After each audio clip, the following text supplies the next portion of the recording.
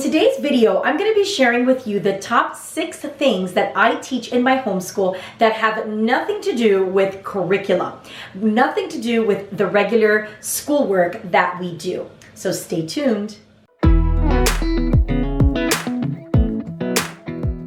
Thank you so much for being here today. In today's video, I'm going to be sharing with you something that I don't think is really talked about a lot in the homeschool community, and I felt that it was important to share with you what are some of the things that I teach in my homeschool that have nothing to do with reading, writing, math, and all of the subjects. Because as you guys know, we as homeschoolers, we are not only educating our children, but we're training them for life, for adult life. And so I am a really big proponent of taking advantage of all of the time that we have with our children while homeschooling them to incorporate other types of lessons, other types of learning that they can do that's going to be able to be applicable to their adult lives and to their adulthood. Because at the end of the day, I always like to say, we're not raising children. We are raising the future of our society. We are raising adults. And so I think it's really important to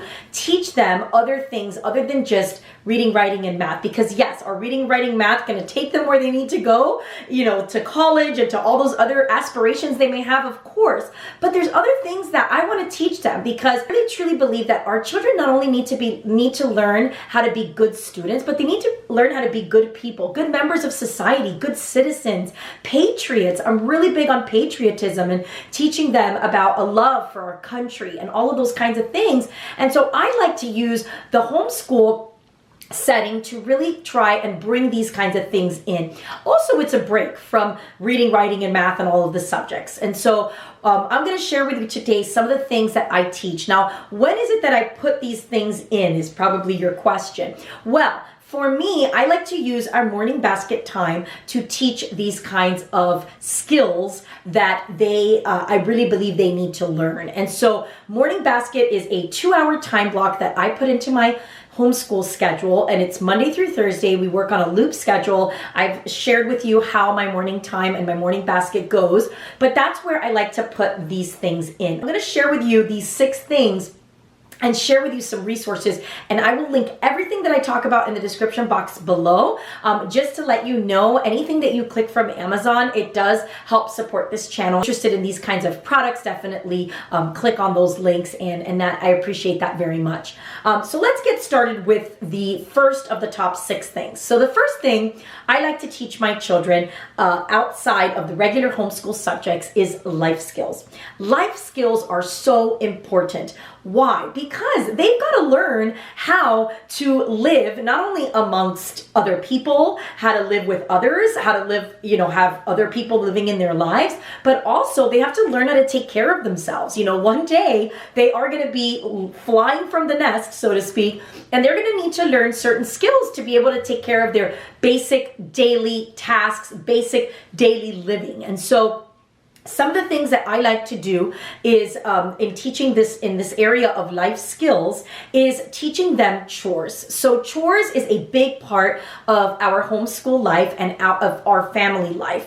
As you guys know, we as moms cannot do everything ourselves, right? We are not Wonder Woman, we can't do it all ourselves. And so really it's important to have your children participate and be a part of the daily running of your household. And so I truly believe that even at the age of 5, children can do chores. They can do certain simple tasks to just give you an extra hand. So what I basically do is I create a chore chart at the beginning of the school year, where the children will have certain assigned chores every single day. Now, sometimes it's like 2 or 3 that they kind of spread out throughout the week. And I give them a chore chart, and I will show you here what the chore chart looks like so you could see how I lay it out. And they're given this chore chart at the first day of school. And so they have the entire year to get these chores done. And I don't like to change up their chores because I really feel it's important that they master these life skills. And so if you're constantly changing the chores that they have,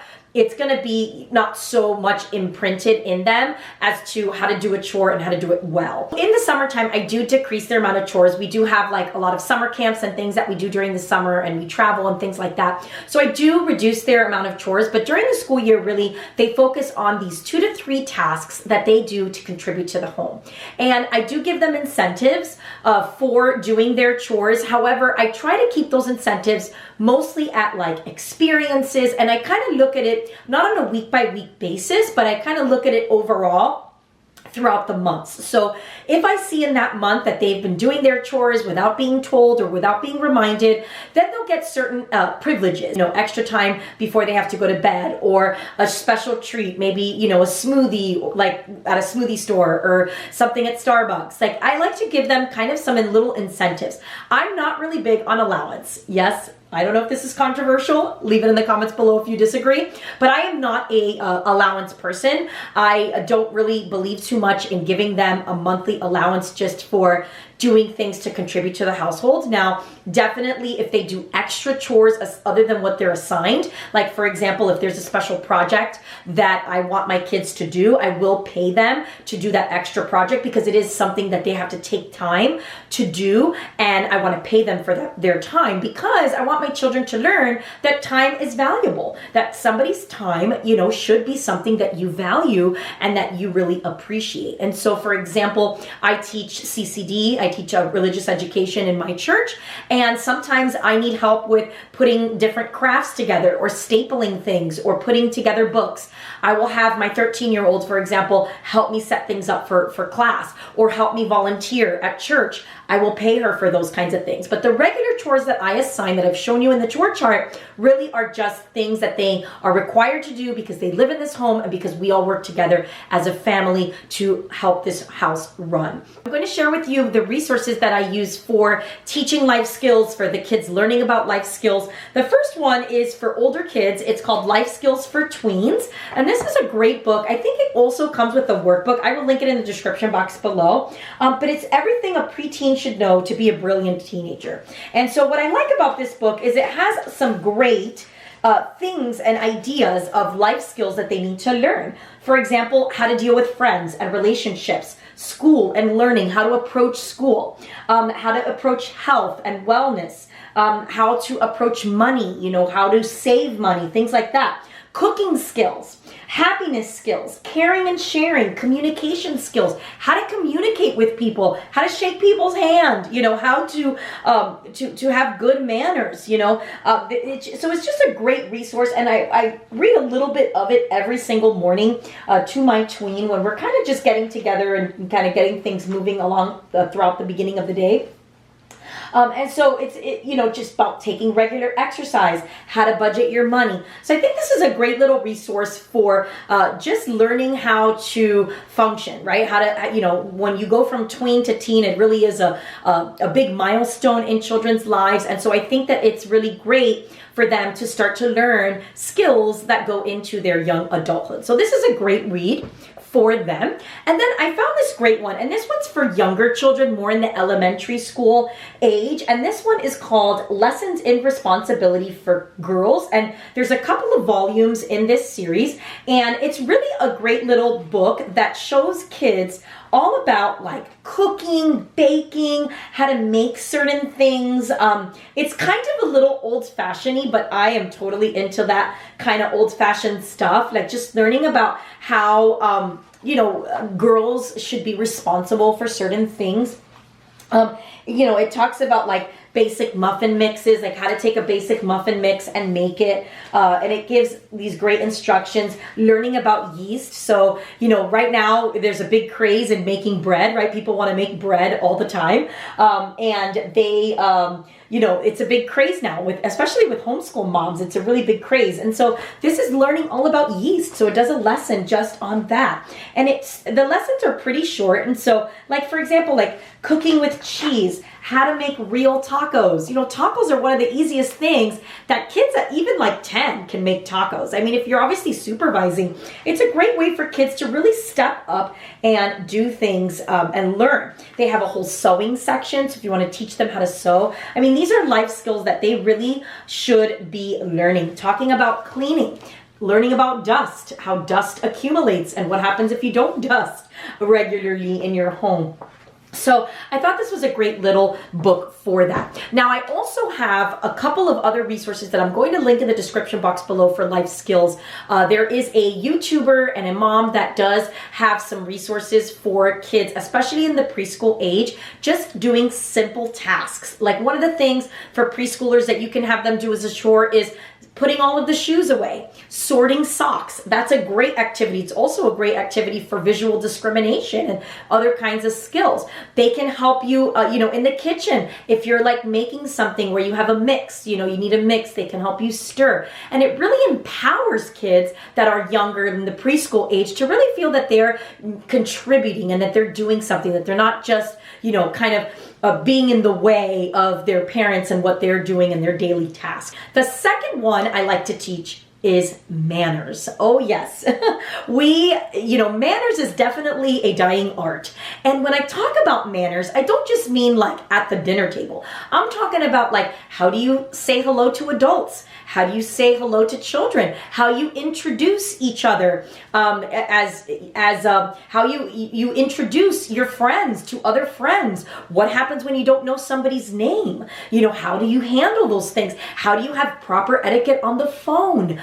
All kinds of different ways that we can teach them manners. And so we have a little segment of our morning time where we just work on one manner. So we do a lot of role playing with the manners, and it's really great. A couple of resources that I have used in the past is the first one, and this is one I used when my children were much younger at the beginning of my homeschool journey. They were about, they were about kindergarten and like second, third grade, is a little book of manners, courtesy, and kindness for young ladies. Now, I have girls. There is a boy version of this, and I will link it in the description box below. So if you're seeing a lot of girls stuff, I apologize, but I do have 2 girls, and so I will definitely include some boys manners books as well. This one is by Emily Barnes, and it's an older book. This is kind of hard to get a copy of because I don't believe it's in print anymore. You might be able to find it used on Amazon, and I will link anything that I can find below on what you on this book to see if you can try to snag it. But this is a great book. It goes through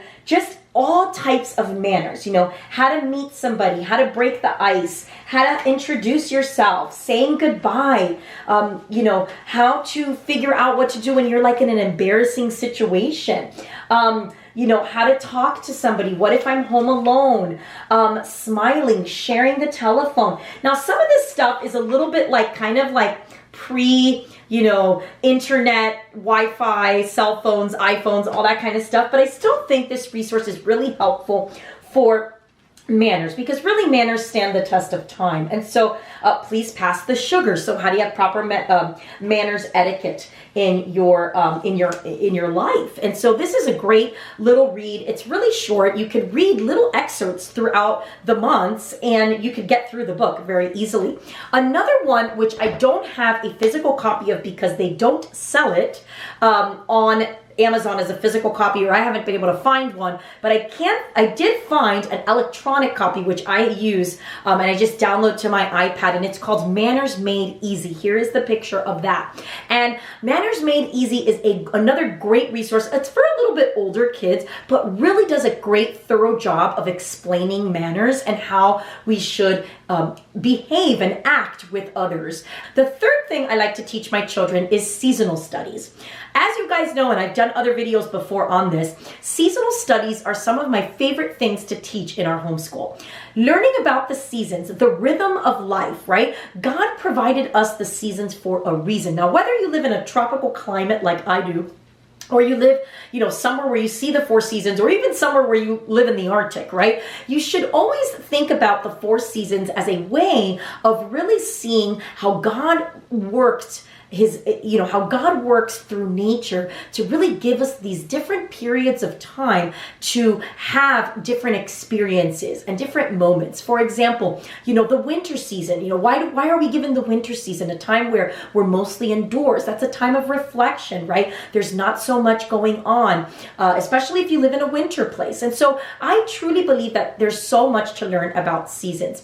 And one of the things that I like to do is I like to do, holiday studies during Christmas, do a Christmas school. I like to do a studying about the different aspects of the seasons. Why do we have them? Like, for example, we're in the winter right now, and we've learned about so many things about how animals hibernate in the winter. We've learned about different winter holidays, different winters, what the winter solstice is all about. And in fact, I'm going to be coming up with a unit study, and this is a project of mine that I have been thinking about and praying about that I'm so excited to share with you. But I'm going to be coming out with a full unit study, and I'm going to share it in a separate video because I don't want to make this one too long, but it's going to be called The Science of Snow. We're learning all about the intricacies of snow, talking about snowflakes, the color of snow, where in the earth do we have a constant amount of snow, just what snow is about, the process of how snow is made, all these kinds of things. And I'm going to be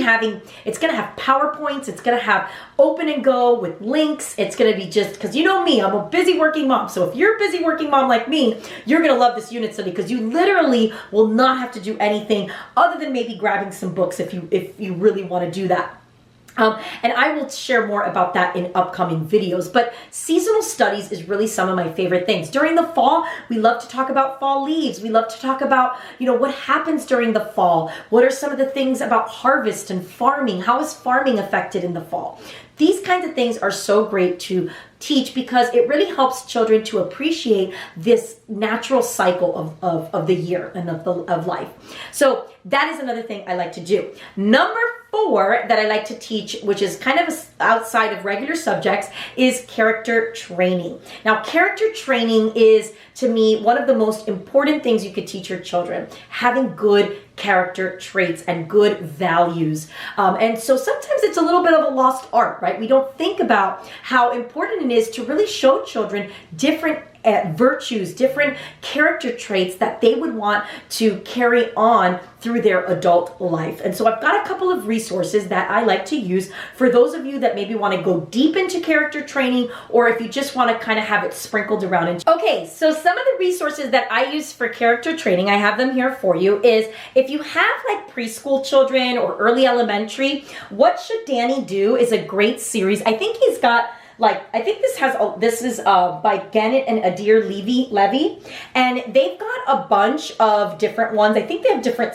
volumes and series of these, but this is a great book. It actually has different stories about things that Danny, this little boy, he gets into these different types of situations where he has to practice good character traits and good virtue. And so what it does is it gives you the scenario, and then you have to choose what you think would happen or what you think you would do in that situation. And so it kind of guides children into right decision making. Got great illustrations, which really keeps kids engaged. And it's just a beautiful series. I started our character training with this book because it was really simple. You go through one little scenario. It's about 9 stories in one book.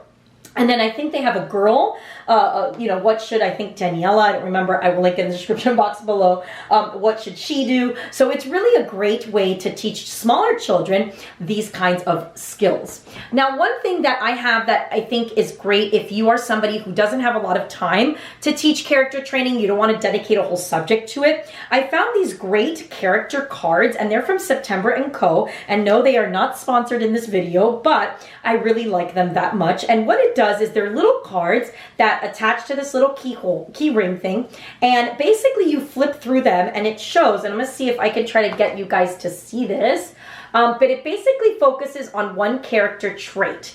And so what you do is it tells you what the character trait means. For example, this is kindness, treating others in a way I would like to be treated. The opposite of kindness, so it always gives you the opposite of that trait, is hostility. How can I be more kind? So it gives you some suggestions. I can use good manners, help those who are in need. And then it gives you a Bible verse, a scripture verse that talks about how important that trait is. And this is my favorite part, is the scripture verse, because I love to tie God's word into character training, because that's really what God wants from us, right? To learn these important character traits and virtues. And so this is something that you can definitely incorporate into your homeschool if you don't have a lot of time. Now, if you want to kind of get into it a little bit more, I do recommend some other books. This is called The Children's Book of Virtues. Sorry, it's all broken and tattered up, but it's just the dust jacket that's like that. But this is a great one because it has little poems kids can memorize. And it also has some really famous stories that give different character virtues. Great book and resource. It's by William J. Bennett, which I will show you some other books by him. Now, William J. Bennett wrote these two books called The Book of Virtues and The Moral Compass. These are for a little bit older children. If you really want to kind of dive deep and do a big unit study on character training, I highly recommend these books. They're very, very thorough in talking about different character traits. And they give you really great stories and examples of how these character traits are applied in real life, because that's really what kids need to learn. Not just what that trait is, what it means, but how you apply it into life. Now, there's another program that I highly recommend. And I will show it to you guys right here. It's called the PACE program. This is, if you guys are interested in doing like more of a unit study type of thing on character training, I definitely recommend the PACE study. I have done it a couple of times. It goes through each of the virtues. It has tons of virtues in it. And what I like about it is it gives you quotes from scripture. It talks about saints that applied that virtue. It gives you different famous people that have quoted about that virtue or have practice that virtue in their lives. And so I really love this program, and it really is something that you could adopt into your homeschool. The next thing I teach in my homeschool outside of regular curriculum is, and it's kind of something that I teach, but it's also something that I incorporate or I bring in, is classic novels. Classic novels are such a lost art. I mean, I don't know about you guys, but do you guys remember learning about all of the classic stories, the classic literature that just stands the test of time, like Treasure Island and Anne of Green Gables and Robin Hood and Jack Crusoe and Treasure Island and all these kinds of different stories that really kids aren't even reading those in school anymore, I don't believe. And so classic novels is something that I really like to teach. Now, what I typically do in my homeschool is I wait till about 4th or 5th grade, depending on the maturity level. Like, for example, my younger daughter, she's in 4th grade, but I still don't feel she's there yet to really grasp these kinds of a little bit more complex stories. But usually 4th or 5th grade, I have them do one novel a month. So every month they will do a novel, and then I use lap books to be able to help them with their comprehension of the story. The lap books I like to use is from Confessions of a Homeschooler. I will show it to you guys here.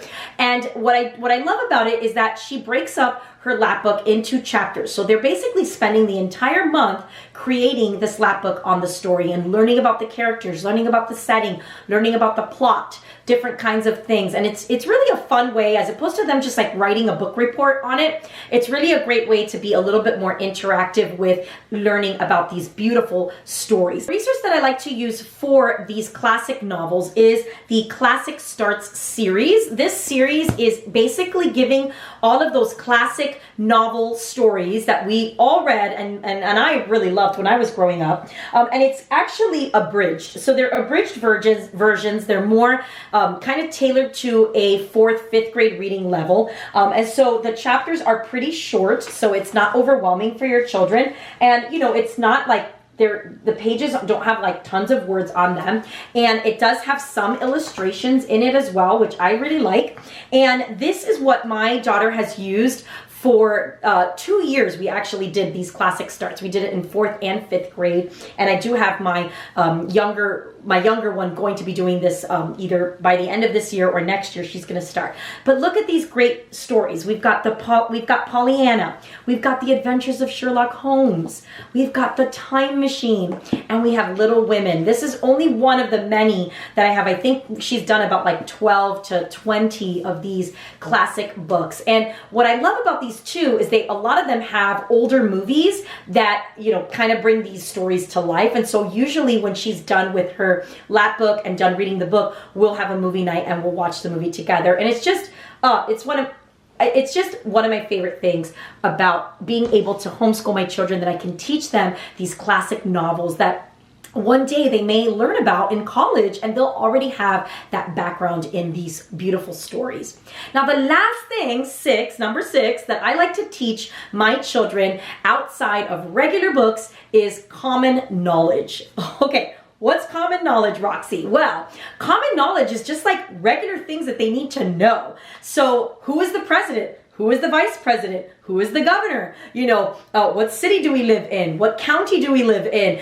All these kinds of just common questions. What do you do before you cross a street? What do you do if a stranger tries to give you something? All different kinds of things that just common knowledge, things that kids need to know. Now, a great resource for that, I will link it in the description box below, is by a woman by the name of JD Alvarez. And again, I will link some of her chores stuff that she has as well. But JD Alvarez does a great job of preparing these common knowledge cards where you can pretty much print them out in like cardstock, or you can laminate them and just go through these common knowledge questions that kids need to know. And so that's it. Those are the top 6 things that I teach in my homeschool that have nothing to do with reading, writing, math, curriculum, all that kind of stuff. What is it that you guys do? Are there any other things I left out that you guys incorporate into your homeschool that kind of doesn't have to do with the regular everyday subjects and curriculum? What is it that you guys do to bring in those kind of life lessons and things into your homeschool day? Do you even do that? Is that something that maybe you want to adopt after watching this video, or something you've always wanted to do? Hopefully these resources will help you at least get a head start. Thank you so much for watching, and I will see you in the next video. Take care. Bye-bye.